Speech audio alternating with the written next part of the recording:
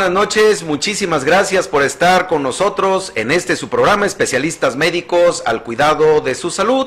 Hoy es viernes 30 de noviembre de 2018, estamos despidiendo el mes de noviembre y nos enfilamos a la recta final precisamente de este año 2018. Este es su programa Especialistas Médicos al Cuidado de su Salud. Soy el doctor Rafael Aguirre Cardosa, gastroenterólogo endoscopista. Y bueno, durante este mes de diciembre también tendremos una serie de celebraciones desde el ámbito de la salud, como el día 1 de diciembre, el día de mañana, en el que estaremos celebrando el Día Mundial de la Lucha contra el VIH-Sida, y el día 3 de diciembre, el Día Mundial de las Personas con Discapacidad, y también el Día Panamericano del Médico, que se festeja pues en este mes de diciembre próximo a llegar con nosotros. Transmitimos en vivo desde Jalapa, la capital del estado de Veracruz, en la República Mexicana, desde el centro histórico, precisamente a través de nuestro portal www.emcs.com.mx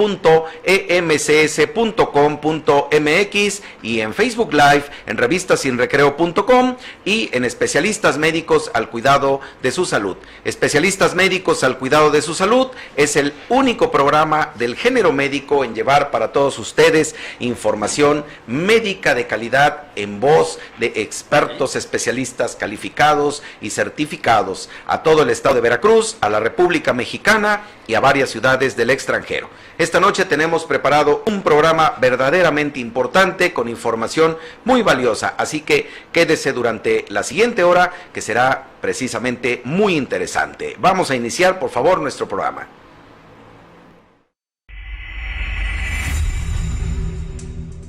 Especialistas Médicos al Cuidado de su Salud presenta al invitado de esta noche.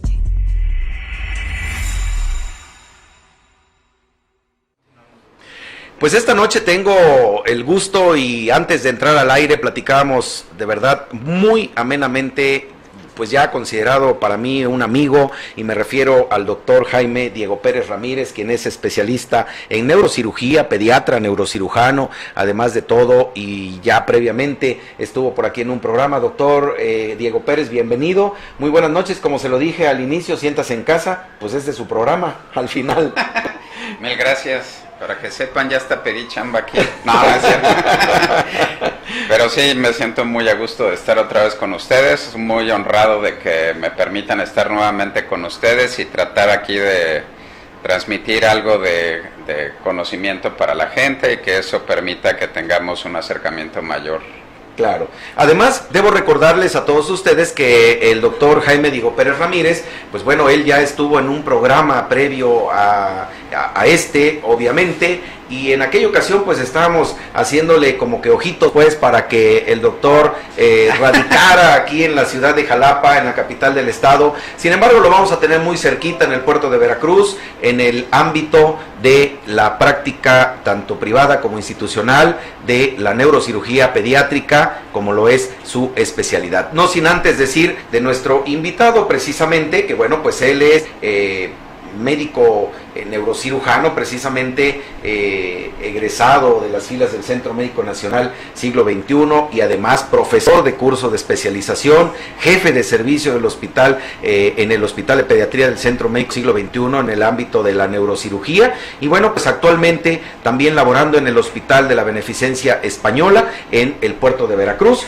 y por esa razón nos da mucho gusto tener a el doctor Jaime Diego Pérez Ramírez, con quien esta noche estaremos charlando de un tema muy importante como lo son los tumores cerebrales, y precisamente a propósito en nuestra pantalla posterior tenemos el tema de esta noche con nuestro invitado. Y doctor, tenemos quizá lo que decíamos al principio, todos en la sociedad, en la población, escuchan hablar de un tumor cerebral, y lo primero que usted mencionaba es el temor de decir: yo no quiero que me operen del cerebro, que me operen el cráneo, que me abran el cráneo por algún dilema por allí, entre otras cosas, quizá hasta de cierta manera un tanto mítico pues, y a veces no tan verdadero. Pero bueno, hablemos, doctor, de esta situación tan seria como son los tumores cerebrales, y sobre todo si tenemos que mencionar, pues, más que qué es un tumor cerebral, doctor, ¿cómo se presentan estos tumores cerebrales en la infancia? ¿Cuál es su frecuencia? ¿Cómo le llegan a usted estos pacientes? ¿Y qué debe saber todo aquel que nos está siguiendo esta noche en esta transmisión, doctor? Claro, bueno, pues el tumor quiere decir una lesión que ocupa espacio, ¿no? Es algo que desplaza, que empuja al cerebro. Entonces, desde ese punto de vista, pues al inicio de los tiempos, antes de que existieran sobre todo los estudios de imagen que tenemos ahora, pues cualquier bola, como se dice coloquialmente, pues era considerado un tumor. Hoy por hoy ya lo que sabemos es que para que sea llamado tumor tiene que tener un crecimiento de ciertas células en forma pues más o menos lenta, puede ser provocado por exposición a algún factor de riesgo, por ejemplo radiación, o puede ser también por factores genéticos. Hay enfermedades pues que producen enfermedades tumorales cerebrales en diferentes sitios. Sí, doctor. O, como ocurre en la mayoría de los casos, en tumores de cualquier parte de nuestro organismo, pues que no sabemos qué es lo que pasa, ¿no? Se asume que estamos en contacto con un virus, con un oncovirus precisamente, un virus que modifica nuestro genoma, y al hacer esa modificación produce un cambio en la función de nuestras células, y en lugar de dedicarse a producir, por ejemplo, una hormona, o en el caso de los del sistema nervioso central, nutrir o sostener al cerebro una célula, por ejemplo, pues lo que hace es empezar a crecer y olvidarse de lo que es su ocupación primordial. Claro. El hecho es que la verdad es que es un poquito complejo conocer el origen, ¿no? Hay una cantidad enorme, no sé si quieras poner, tenemos una diapositiva. Tenemos un orden por allí para la producción, de acuerdo a una relación de diapositivas, pues, o de imágenes que vamos a ir proyectando, para que nuestro invitado esta noche, pues, exprese todavía con mayor claridad, pues, esta situación que tiene que ver con alguna clasificación. Creo que es la parte, doctor, no sé si es la sí, básicamente esta diapositiva, aunque sé que difícilmente la van a poder leer, claro.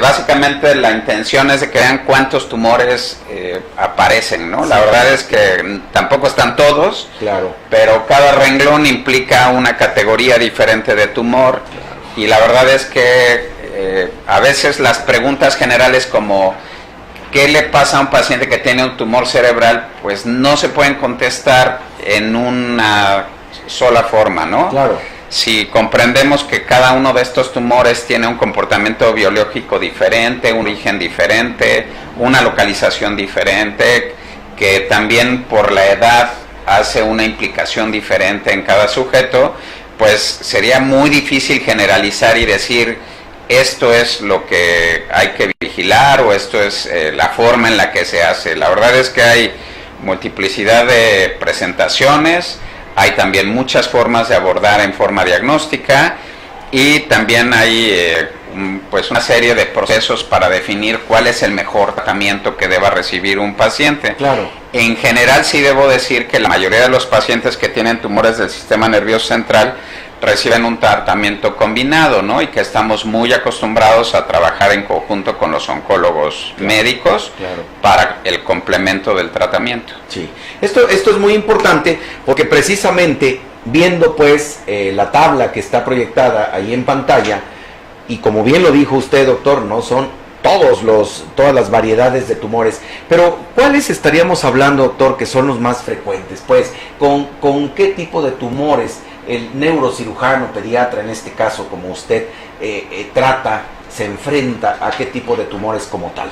Claro, los tumores que crecen más frecuentemente en niños son los tumores que tienen un origen embrionario o muy cercano al de las células primitivas de crecimiento del sistema nervioso central en diferentes regiones. Entonces, cuando crece en el cerebelo, por ejemplo, se llama meduloblastoma este tumor. Pueden haber en la región pineal y entonces se llamaría pinealoblastoma. Si crece en un hemisferio cerebral, un neuroblastoma. Son tumores de pues un crecimiento acelerado, son bastante primitivos en sus características histológicas y normalmente son bastante agresivos. Esos en grupo, digamos, representan más o menos entre el 40 y el 50% en la mayoría de las series, y probablemente un 40% serían el otro grupo grande, que es el primero que aparece en la tabla, que es el de los astrocitomas. Claro. Y regularmente en los niños los tumores son de bajo grado, son de grado 1 o 2, más o menos entre el 80 y el 90% de los casos, afortunadamente. Esto es pues bastante contrastante con lo que ocurre en el adulto, donde el tumor más frecuente sin duda es el astrocitoma, pero en ellos tristemente los grados 3 y 4, que son los malignos, son los que producen más frecuencia, ¿no?, el tumor, y por supuesto desenlaces que no son deseables, ¿no? Claro. En cualquier edad se puede presentar cualquier tipo de tumor, ¿no? Si hay frecuencias diferentes de algunos. En los niños característicamente, por ejemplo, hay un tumor que se llama craneofaringioma. Les digo a los papás que en la complejidad de lo que nosotros operamos, si medimos el craneofaringioma en dificultad del 1 al 10, es como 12, ¿no? Normalmente. O sea, escapa a esa escala de la medición que usted tiene, pues, es en este sumamente caso, ¿no? complejo y tiene muchas repercusiones hormonales, de conducta, de otra índole, que a veces es un poquito difícil de comprender la magnitud cuando uno ve una lesión de 1,5 centímetros, pero que está metida exactamente en el hipotálamo, ¿no? Entonces claro. Puede ser un problema sumamente grave, y que, como te digo, por un poquito de desinformación, falta de cultura médica, de las funciones que tenemos en nuestro cerebro, a algunas personas les cuesta trabajo entender las repercusiones del tratamiento, porque ineludiblemente, y aunque sea radiación, cirugía, endoscopía o cirugía a cielo abierto, prácticamente todo va a tener una consecuencia cuando se hace un procedimiento. Claro. Ahora, seguramente, doctor, muchos de los casos que le toca atender, pues, de pacientes con tumores cerebrales, vienen diagnosticados previamente por un neurólogo, o yo preguntaría, de acuerdo a la localización que tienen estos tumores en el cerebro, van a manifestar ciertos síntomas.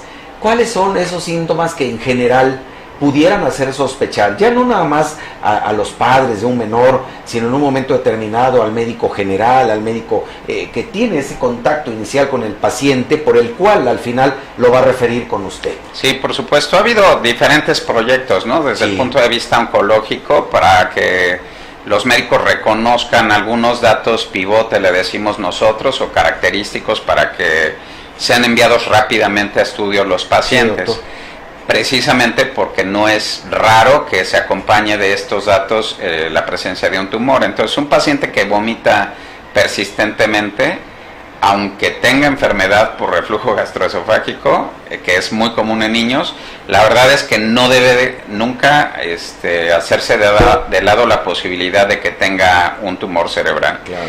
En los pacientes que tienen dolor de cabeza sin alguna explicación, claro, tienen que hacerse una evaluación clínica apropiada y un estudio de imagen posiblemente para esto. Sobre todo cuando el dolor de cabeza es persistente, típicamente en tumores, sobre todo los que ya son grandes o que se acompañan de hidrocefalia, el dolor de cabeza despierta al paciente durante la noche y es generalmente también más intenso por las mañanas que por las noches. Claro. Alteraciones en los movimientos de los ojos, de la cara, de alguna parte del cuerpo, debilidad o incoordinación debe ser evaluado, y la presencia de crisis convulsivas. Esos serían, digamos, los datos más frecuentes que uno ve en pacientes que tienen tumores, pues de manera general, ¿no? Y que uno debería decir, bueno, si el paciente tiene esto, por ejemplo, vómito persistente, claro, y que ya le dimos 2 meses tratamiento con los medicamentos indicados para el reflujo y no responde, no hay que dejar de pensar que pueda tener una lesión cerebral, ¿no? Claro. Que ya me ha tocado una buena cantidad. Sí. En niños, por ejemplo, también en tumores espinales, que afortunadamente no son tan comunes, o medulares, el niño tiene estreñimiento, sí, y estreñimiento crónico que ya se estudia, pero que igual no responde. Con esos niños también hay que hacer una pausa y pensar que pudieran tener un tumor. Claro, sobre todo porque son signos y síntomas que muchas veces efectivamente se tratan desde el ámbito de la gastroenterología pediátrica sobre todo, y que de alguna manera quizás sí se sospecha cuando esto, como bien lo menciona, llega a no tener una buena respuesta al tratamiento, que yo creo que es la parte más importante. Pues esto es verdaderamente importante lo que comenta nuestro invitado, el doctor Jaime Diego Pérez Ramírez, especialista en neurocirugía pediátrica y con quien charlo todo lo relacionado con los tumores cerebrales. De alguna manera, pues vamos a ir a la primera pausa de nuestro programa. No se vaya, el programa tiene todavía muchas cosas importantes y muy interesantes para todos ustedes. Estamos de regreso en breve para continuar con este tema, por favor. Ay, quisiera borrar unos añitos de mi rostro. Y yo estilizar mi... Especialistas médicos al cuidado de su salud.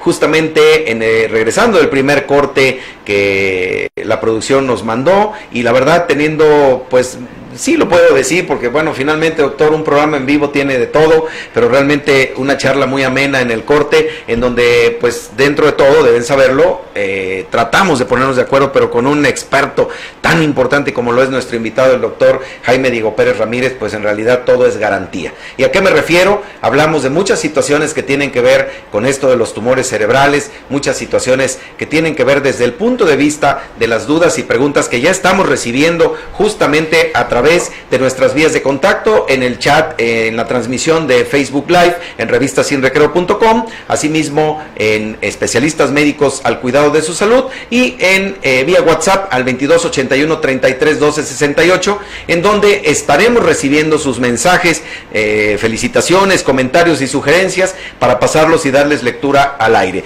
Quiero aprovechar, doctor, porque ya tenemos de hecho comentarios, hay preguntas. Aquí tengo una pregunta, pero antes lo felicita al doctor, Diego Pérez, la familia Abato Zárate, que le manda muchas felicitaciones. Y gracias. Preguntan también, ¿cuáles tumores cerebrales, dice, son operables y cuáles no? Yo quisiera reservar esta parte en atención también a quien hace esta pregunta para el momento que usted nos vaya a hablar sobre tratamiento seguramente quirúrgico relacionado con el tipo de tumor. Sin embargo, no perderemos de vista la pregunta, y también pues a través de nuestras vías de contacto queremos agradecerle a Maritello Pérez, que está pues conectada con nosotros, a Kaoli Reyes, que dice: excelente programa y excelente tema, saludos al médico expositor y al médico que conduce tan bonito programa. Muchas gracias Kaoli. También Carla Mares, saludos. Está también el maestro Luis Gerardo Martínez, Enrique Blancas. Hace un comentario que leíamos hace un ratito fuera del aire, y él dice: un especialista de primer nivel. Lo felicitan, y yo creo que es la admiración y sobre todo el reconocimiento a la gran labor, doctor, que hace usted en este ámbito de la neurocirugía. También Juan Francisco Guatemala Lima saluda al programa, dice: excelente programa. Fanny Castro, muchísimas gracias. A Pilar Vadillo dice: mi programa favorito de los viernes. Muchas gracias, de verdad que les apreciamos todos estos comentarios. Y bueno, pues nosotros seguiremos pues con la parte de las preguntas, doctor, en el sentido de decir, en la práctica médica, ¿en qué momento, doctor, se debe sospechar, en qué momento se debe consultar al neurocirujano? Pues, porque a lo mejor dice uno, bueno, voy, que lo vea el pediatra, que lo vea el internista pediatra, que lo vea el neurólogo pediatra, que lo vea todo quien lo tenga que atender. Pero ¿cuándo le llegan a usted estos casos, doctor?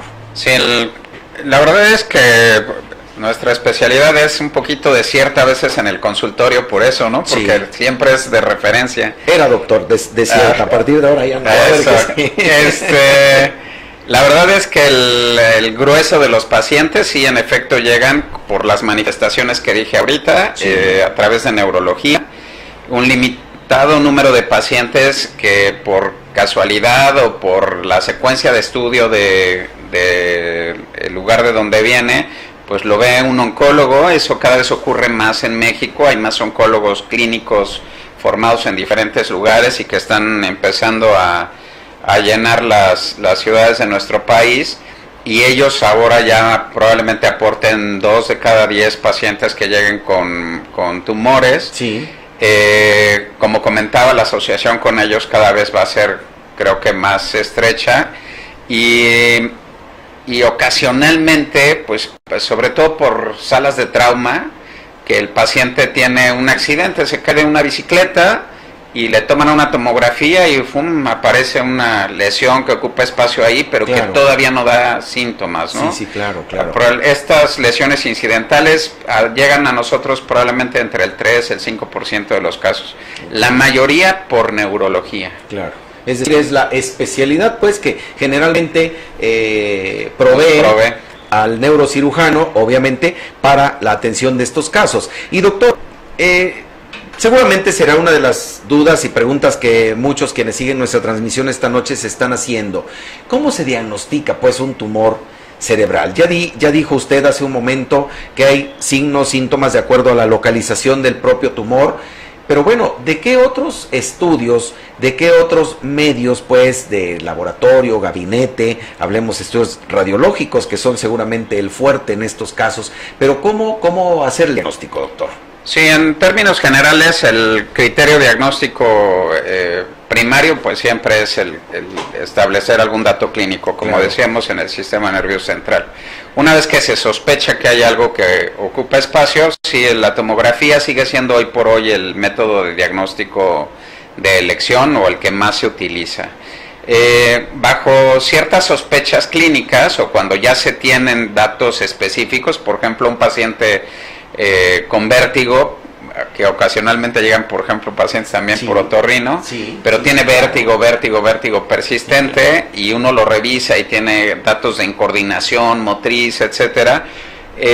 Pues ahora muchos médicos prefieren realizar un estudio de resonancia magnética porque sabemos que el hueso en adolescentes o en adultos, que está en la parte posterior de nuestra oreja, no deja ver con claridad las lesiones que están localizadas en la fosa posterior.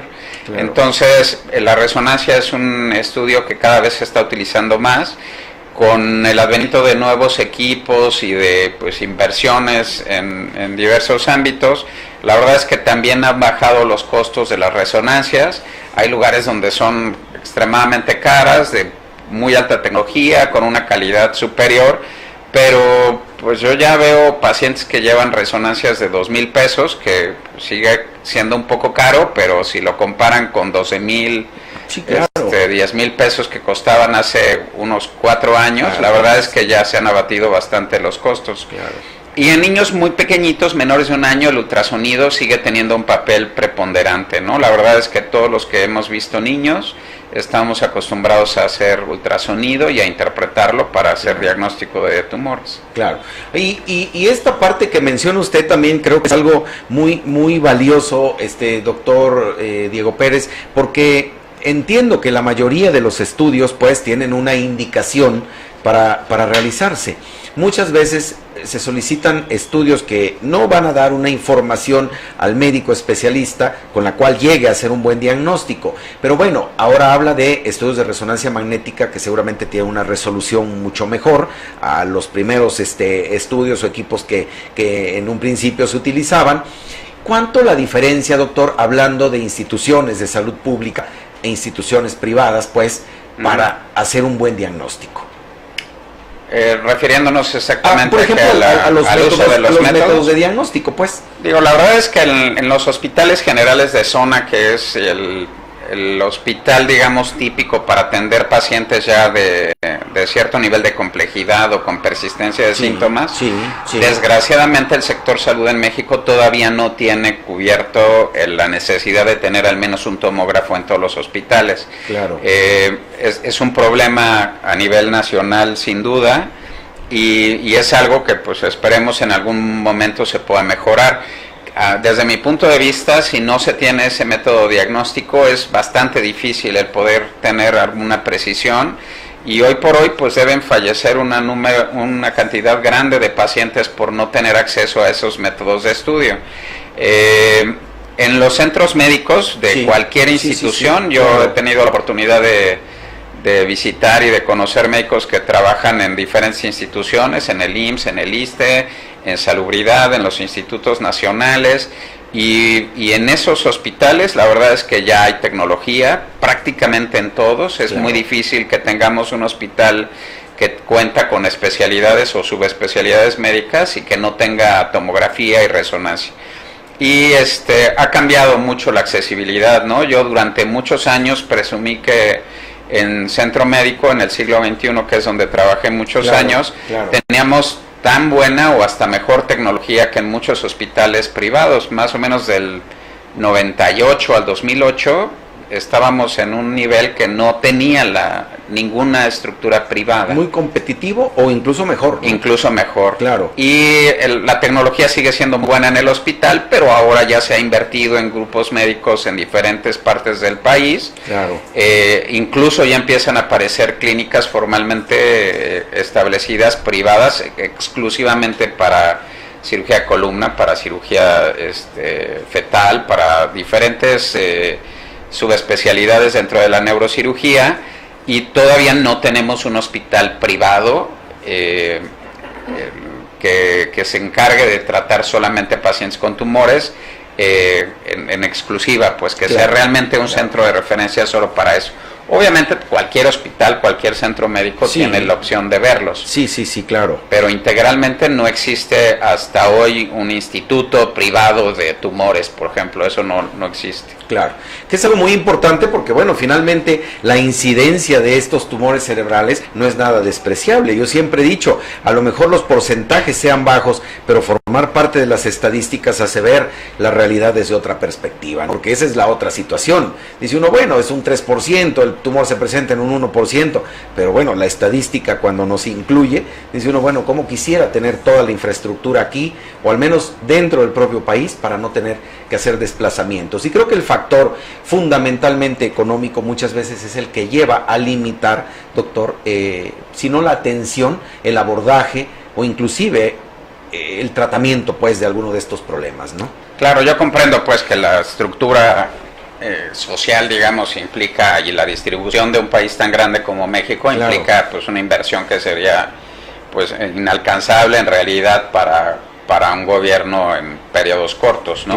Claro. Pero también es cierto que por la falta de los equipamientos, pues se pierden vidas, como decía. Entonces, son de estas cosas que hay que poner en la balanza para tratar de establecer prioridades y tratar de tener métodos diagnósticos apropiados y personas que estén formadas para diagnosticar.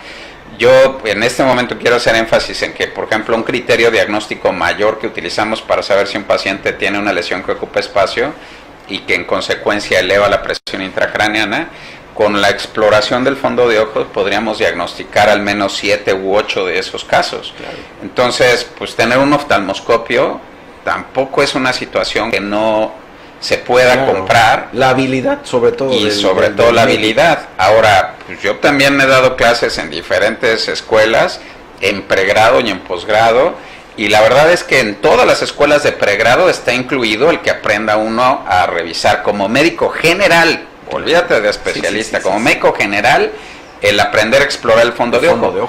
Pero como no se vuelve un hábito, entonces se pierde esa habilidad, y a mucha gente que, pues, 5 años después de salir de la escuela quiere ver un fondo de ojo y ya no tiene la práctica. Claro. Como en todo, hay que hacer adiestramientos, hay que recordar, hay que tomar un paréntesis pequeño, ¿no?, para readquirir ciertas habilidades. Así es. Y no olvidarse de los instrumentos que nos enseñaron a usar en la escuela de medicina, que son vitales, claro.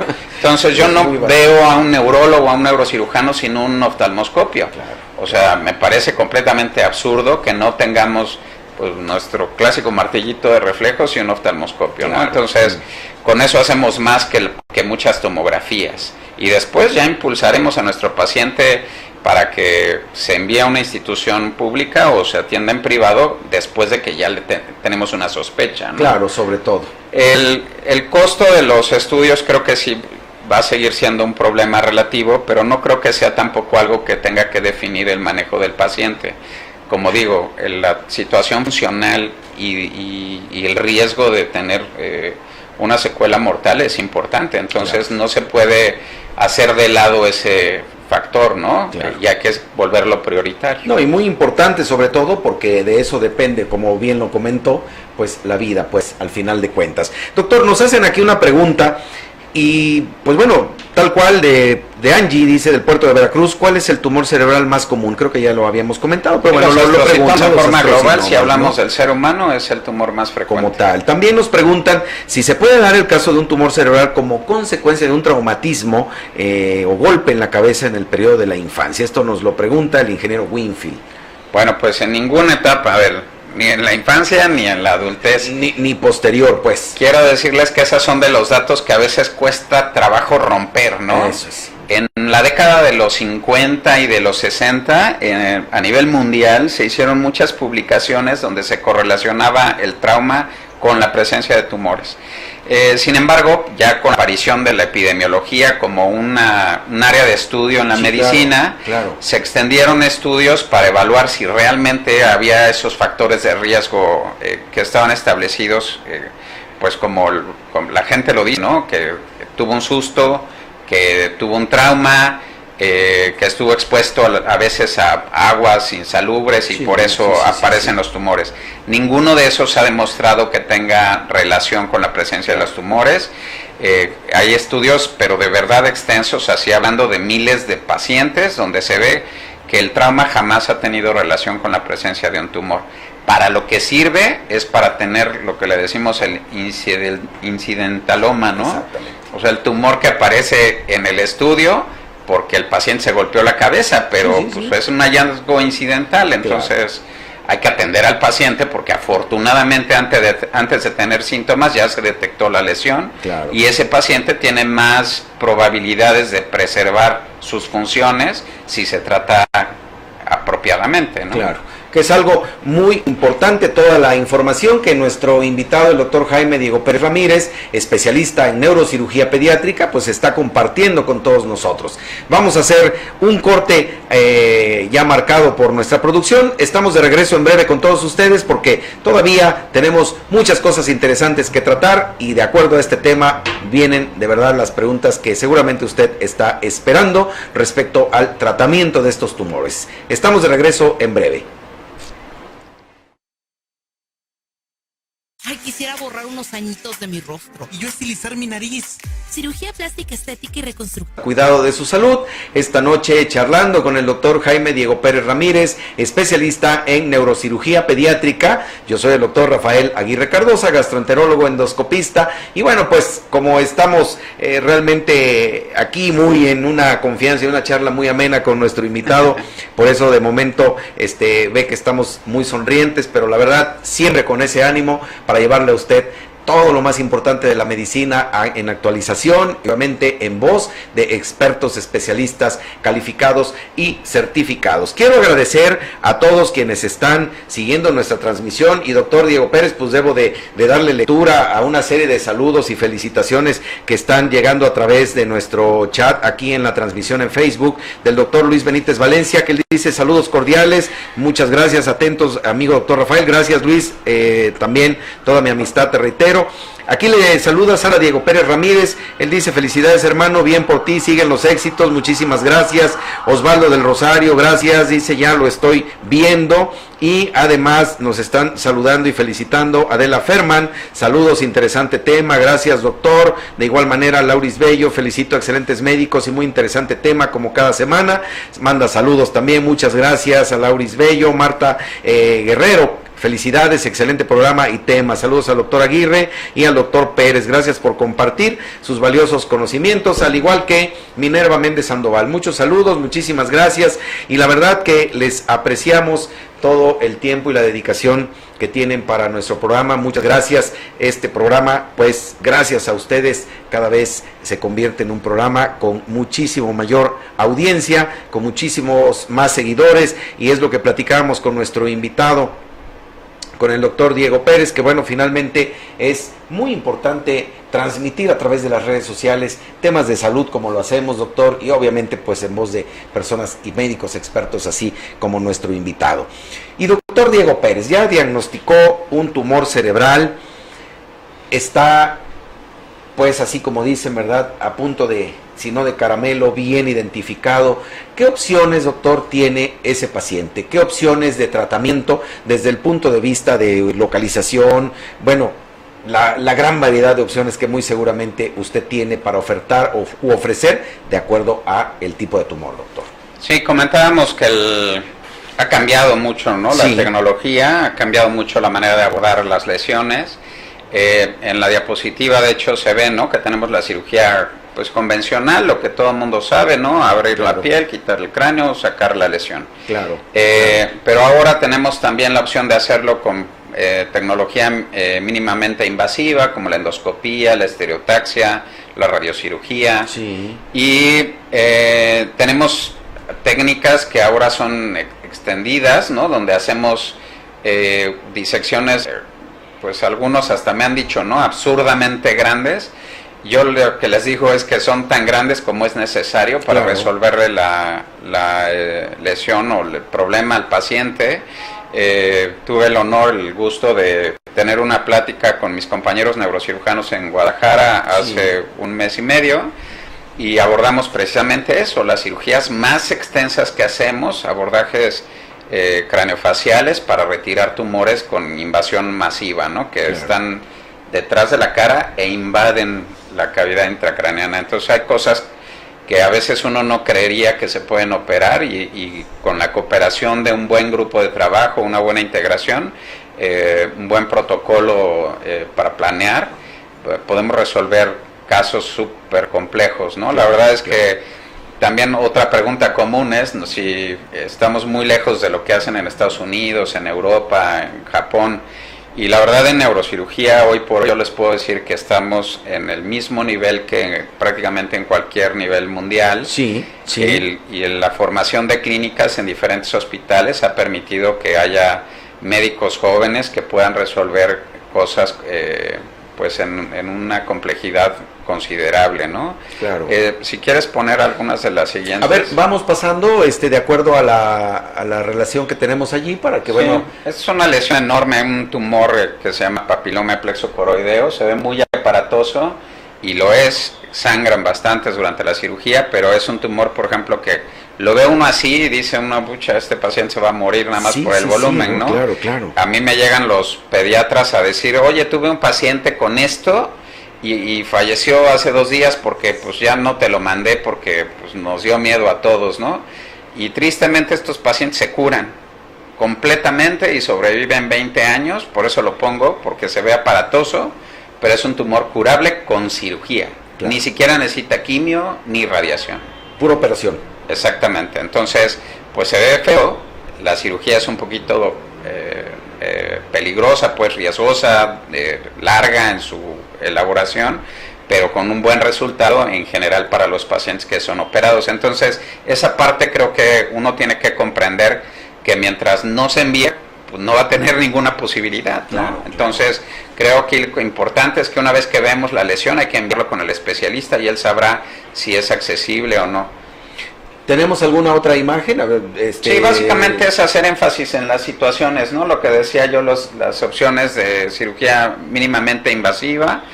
La endoscopía ha cobrado mucha fuerza en últimos años. Se usa incluso para cirugías mayores, que antes no se utilizaba tanto, y con diferentes accesorios. Y estas situaciones del cambio de la iluminación, el hecho de que tengamos más instrumental, guías de imagen o neurofisiológicas, ayudan a que sea también más clara la forma en la que podemos distinguir y resecar tumores. Claro. La estereotaxia es una técnica que existe hace más o menos 100 años, ¿no? Mucha gente dice que es nueva la tecnología, claro, pero la técnica es añejísima. Claro. Entonces, esto nos permite guiar, el principio de la estereotaxia es lo que nos permite guiar con una computadora hacia una lesión. Entonces, es el principio básico para hacer resecciones de tumores, tomas de biopsias, radiocirugía, neuronavegación, así nombrecitos medios sofisticados que usamos ahora, ¿no? Claro, sobre todo, así es. Este es un paciente con un tumor talámico que cuando yo empecé la residencia hace 30 años decía todo el mundo que era inoperable, ¿no? Con la utilización de las técnicas de estereotaxia, esta paciente la operamos en el 2000, como se ve ahí en la fecha, y entramos a través del cerebro con un espejo como el de los rinoscopios, como el que usa el otorrino para revisar la nariz, y le quitamos el 95% de ese tumor, ¿no? De la mancha blanca que vemos que está delimitada en color verde en la pantalla. Y se hacen cosas muy interesantes, ¿no? Que antes no era posible hacer. Seguimos, sí. Perdón. No, adelante, sí, doctor, sí. Este ya es con una reconstrucción, el navegador moderno, pero con una reconstrucción en tercera dimensión. Claro. Hay una cantidad enorme de hospitales que pueden, cuentan pues con esta tecnología y pueden utilizarla. Sí. En este caso es un ejemplo de un paciente al que se le toma una biopsia, o en ese mismo lugar pueden hacer lesiones que tampoco sabe mucha gente para tratar trastornos psiquiátricos, por ejemplo, o movimientos anormales. Claro. Esta es una nena precisamente veracruzana, es de, ¿cómo se llama? Adelantito de Córdoba, el Potrero, se llama, es un pueblito que está delante de Córdoba, viniendo de México, pues, sí. ¿no? Y esta nena la operamos allá en Centro Médico, pues también hace, si no recuerdo mal, unos 12 años, y la niña sigue viva con una lesión en el centro del cerebro que le habían dicho que era inoperable y que además pues iba a fallecer. Llegó por fortuna con nosotros, le pudimos quitar de esta lesión que ven allí en color blanco brillante, le quitamos aproximadamente la mitad con una cirugía. Al descomprimir, la niña empezó a mover su cuerpo otra vez, que era lo que tenía como manifestación clínica. Y después recibió un tratamiento con radiocirugía, que es uno de los métodos que seguían con estereotaxia, y la niña hasta hoy sigue con nosotros. Entonces, sí hace un cambio radical, la niña físicamente está perfecta, no tiene ningún déficit, es completamente normal, va a la escuela. Entonces, de verdad, el miedo comprendo que deba existir, pero no afrontarlo creo que es un error, porque ahora hay opciones muy interesantes para tratar a los pacientes. Claro. Este es el halo de estereotaxia, cada vez lo usamos menos. La cirugía ahora ya se hace sin la referencia de este aparato. Los nuevos sistemas ya permiten hacer una reconstrucción tridimensional del volumen craneal, y entonces no se necesita poner un marco de referencia, que es este. Claro. Siguiente. Exacto. Ahí se está usando, y está el rinoscopio que decíamos, ¿no? Bueno, en realidad es un espéculo, pero se parece, ¿no? Al del otorrino. Al del otorrino, sí, efectivamente. Seguimos, por favor. Ahí está la lesión, y pues tipos de lesiones como esas que antes les digo eran inalcanzables, ahora ya las podemos operar. Claro. Sí. La siguiente. Ahí está el espéculo, otra. Justamente. Y la verdad es que son cirugías muy bonitas, por espacios pequeñitos. Sí. Abordajes Después de que mínimos, pues, terminamos, esta ya es una posquirúrgica y la superficie del cerebro se ve perfecta, ¿no? O sea, lo separamos y después dejamos que regrese a su lugar y no le dejamos una lesión significativa al paciente. Entonces, la verdad es que cambia mucho la perspectiva, ¿no? Estas son técnicas que yo empecé a hacer en el 94. Así es. Entonces, pues ya llevo unos añitos haciendo. No, yo creo que totalmente, ¿verdad? Definitivo. O sea, mucha experiencia, doctor, que la verdad, digo, es muy importante, y eso que acaba de mencionar nuestro invitado respecto a el temor, pues, de que hay una cirugía en la cabeza, en el cráneo, que hay que entrar al cerebro. Pues bueno, justamente esa es la parte donde el especialista como tal en neurocirugía tiene, y sobre todo, no tanto por la situación que implica ejemplificar, ¿verdad?, esto así como que muy aparatosamente, sino la sobrevida, la realidad que tiene el paciente, libre de lesión, libre de secuelas, libre de limitaciones, y yo creo que es una gran oportunidad que, bueno, todos merecen, y sobre todo pacientes con este tipo de tumores. Doctor, pues le siguen llegando saludos justamente de Alejandra Diego Pérez. Ella dice: felicidades, el tema es muy interesante y qué maravilla saber acerca de los extraordinarios avances tecnológicos. Muchísimas gracias. Gloria Marina Miranda Galero, ella también nos felicita y manda saludos. Muchísimas gracias a todos quienes están pues siguiendo nuestra transmisión, pero prácticamente pues el programa se está terminando. Se está terminando, doctor. Mire, en la parte más interesante, yo solamente tengo una última pregunta, doctor, para cerrar prácticamente nuestro programa, y diría, aunque por lo que comentó sabemos que el pronóstico de estos pacientes es bueno, ¿qué tendría que saber pues la población, personas, papás de pequeñitos que tienen un tumor cerebral, o incluso de pacientes con tumores cerebrales, respecto a este problema, y aprovechando pues como mensaje final a todos quienes están siguiendo nuestra transmisión, doctor? Claro, Pues estos cambios tecnológicos y la experiencia que se ha juntado en nuestro país, ¿no? Ya la adquirida pues personalmente y por otros grupos de trabajo, la verdad es que dan bastante confianza para que uno tenga resultados considerablemente buenos. Sí, doctor. Desgraciadamente no tenemos cura para todos los tumores, pero tenemos posibilidad de controlarlos durante un buen tiempo. El cambio en los tratamientos oncológicos también ha sido muy significativo, y los de radioterapia.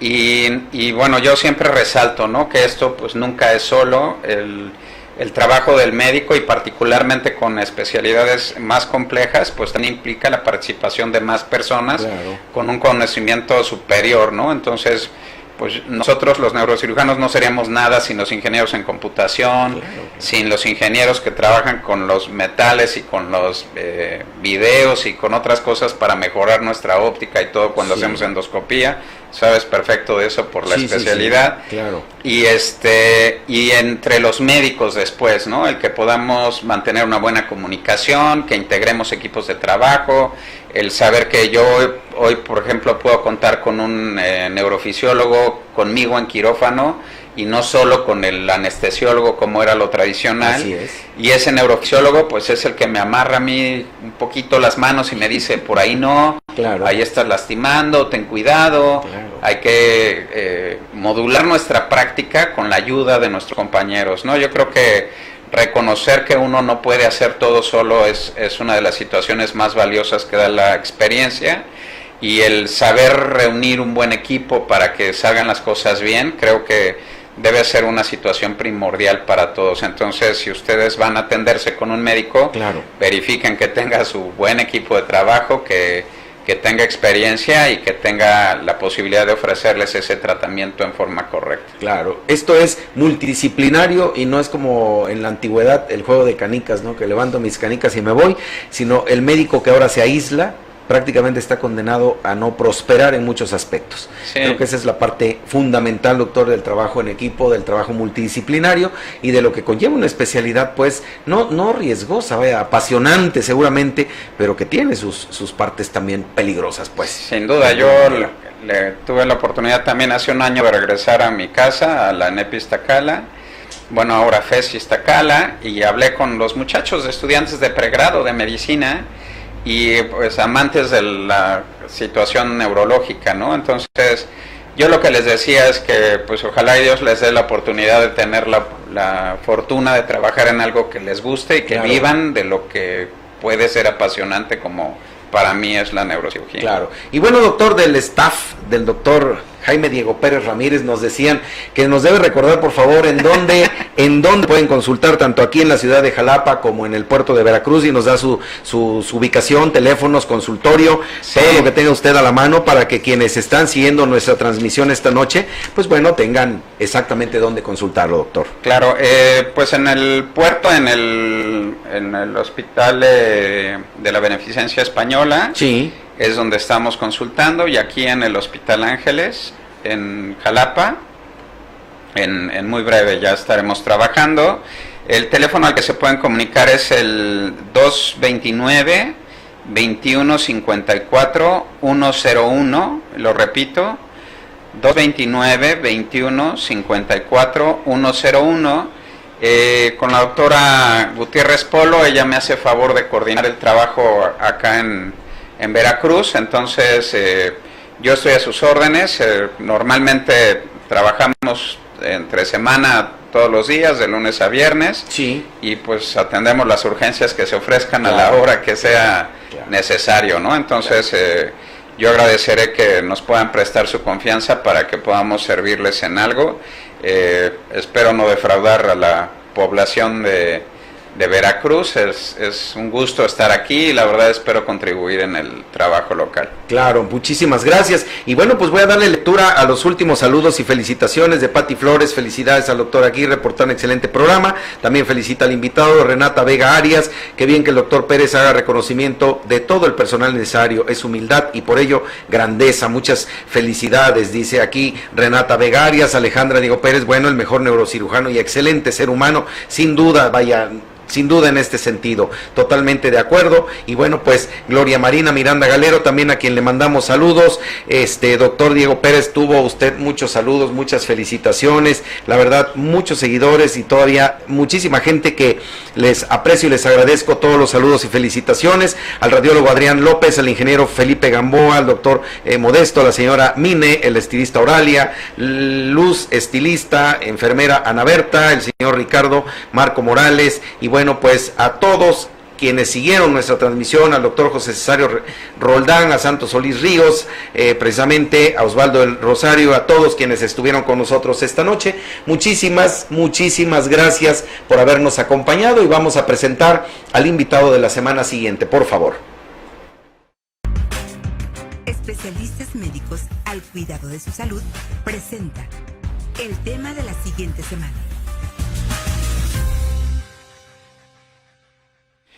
Pues el próximo viernes 7 de diciembre ya de 2018 tendremos de invitado al doctor Ricardo Reynoso León, especialista en medicina familiar. Con él estaré charlando de un tema también muy sensible como lo es el cuidado de los adultos mayores. De tal manera que no se debe perder nuestra emisión de la próxima semana, que promete estar igual de interesante que todas nuestras emisiones, gracias a su preferencia. Doctor Jaime Diego Pérez Ramírez, muchas gracias por haber estado con nosotros esta noche.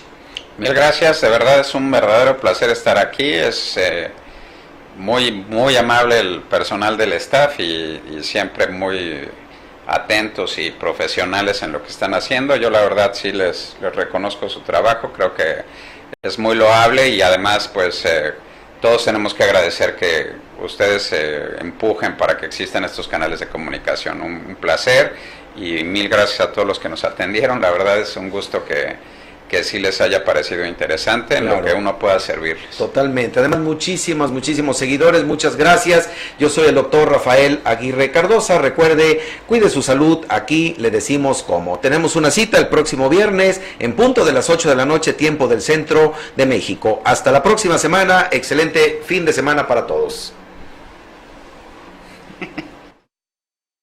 Médica Era, enfermedades respiratorias y alérgicas. Médica Era.